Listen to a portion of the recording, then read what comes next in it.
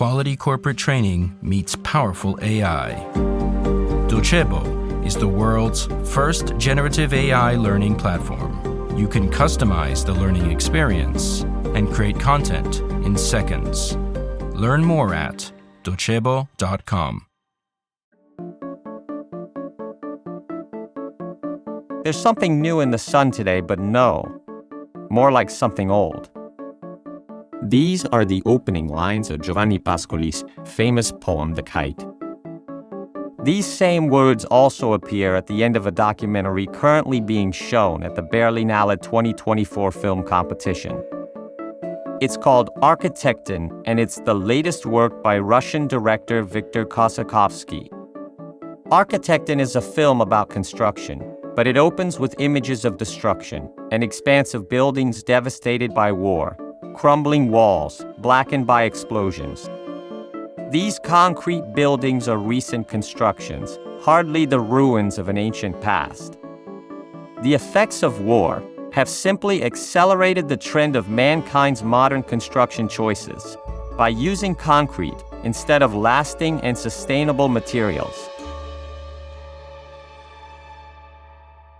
With disregard to environmental costs, as if the collective has nothing in common with the individual, preferring the speed of so-called progress to something more in harmony with nature. Kossakovsky's film is an amazing experience for its ethics, as well as its aesthetics. It's a love letter to a form of architecture that creates habitats more in line with our own planet. It's also a tribute to patience, care, and durability. The film's narrator is an Italian architect, Michele De Lucchi, who has taken the issue to heart. "I hate concrete," he says, "because concrete is barren. Nothing can grow on concrete. It's not of the natural world." Throughout the film, we follow the architect as he crosses the archaeological site of Baalbek in Lebanon, and the movie makes a damning comparison between our civilization and that of the past, between our methods of construction and theirs. We see buildings as old as the 2nd century CE, which have survived wars in time. We see solid columns, striking pediments, elegantly decorated capitals, and sculpted lion heads. Surrounding the ruins of ancient Heliopolis, we also see modern Baalbek, a vast scattering of concrete buildings. Building just for the sake of it, ruining landscapes. Architect De Lucchi comments bitterly, "This is what they call progress."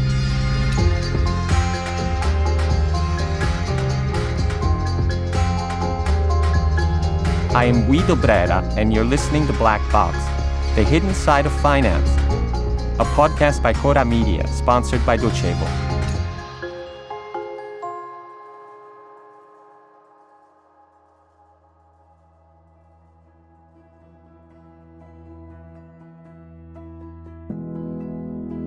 In Italy, during the previous century's real estate boom, a flow of cement drowned out the entire country. Buildings and infrastructure, from the north to the south of the peninsula.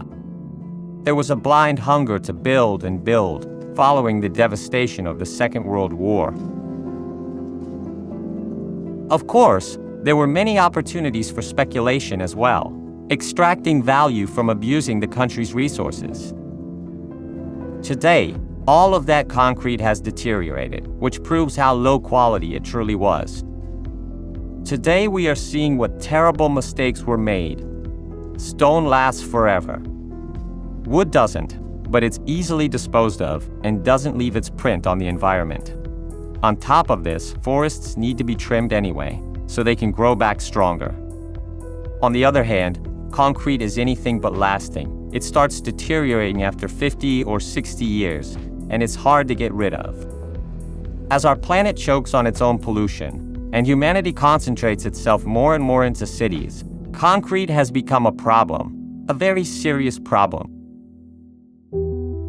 Concrete is both used and abused of, as well as discarded unceremoniously.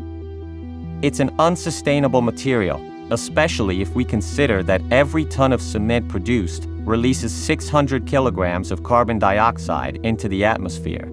and cement production is responsible worldwide for 8% of direct carbon dioxide emissions related to human activities. As Jonathan Watts says in The Guardian, if the cement industry were a country, it would be the third largest carbon dioxide emitter in the world, with up to 2.8 billion tons, surpassed only by China and the US. Air pollution is a global issue, as are its effects on the climate crisis. However, there are some places on Earth that are more polluted than others, toxic nodes in the great web of the modern world. For example, the city of Milan has just been called out for its air quality, as recently mentioned in a podcast called Metallaria. Milan is not just one of the most polluted cities in Italy or in Europe, but in the entire world. Italian environmentalist association Legambiente points out that Milan's particulate matter level is 24 times the yearly level suggested by the WHO. Certainly, the only way to solve such a disaster is through systematic strategy. Living quarters need to realign with environmental concerns. Without a doubt, buildings such as Milan's famous vertical forest are not the solution.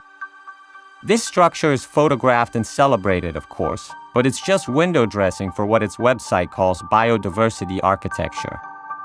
According to the Stefano Boeri Architect Studio, the vertical forest places the relationship between humans and other living species at its core.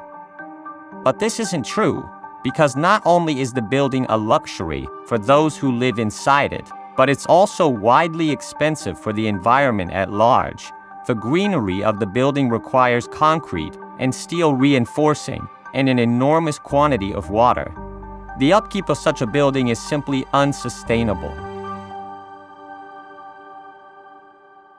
In the film Architecton, when the director Kossakovsky shows us the effects of the war in Ukraine, and then those of the earthquake that devastated Turkey in 2023, we can clearly see how concrete crumbles into rubble and dust. Buildings, entire blocks and cities just falling to pieces. The worst part of it is that even without human destruction, what we build today lasts little more than a few decades. Concrete is the symbol of modern-day construction, and appropriately, it's short-lived, sterile, and selfish. Nothing is ever born from concrete. Not even a poet such as Fabrizio De André could find life in cold cement. In one important scene of the documentary, we can see trucks dumping the discarded pieces of our temporary buildings into a landfill. All this under the shadow of a quarry, a mountain that has been mutilated in the constant search for profit at any cost. That shadow will slowly be eaten away and will offer less and less shelter from the growing temperatures of this sick planet if we continue to refuse to do anything to heal it. We must build with care and build to last in a world of dwindling resources, which suffers due to humankind's own failings. This is Kossakovsky's warning.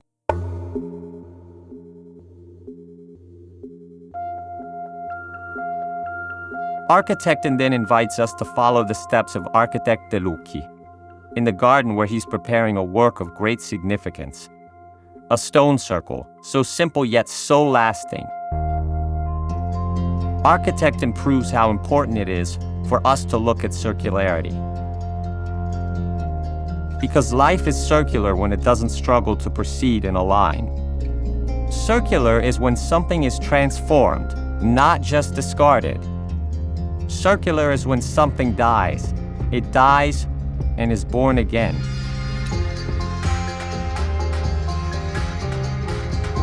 Black Box is a Cora News podcast, produced by Cora Media and sponsored by Docebo. Written by Guido Brera with I Diavoli.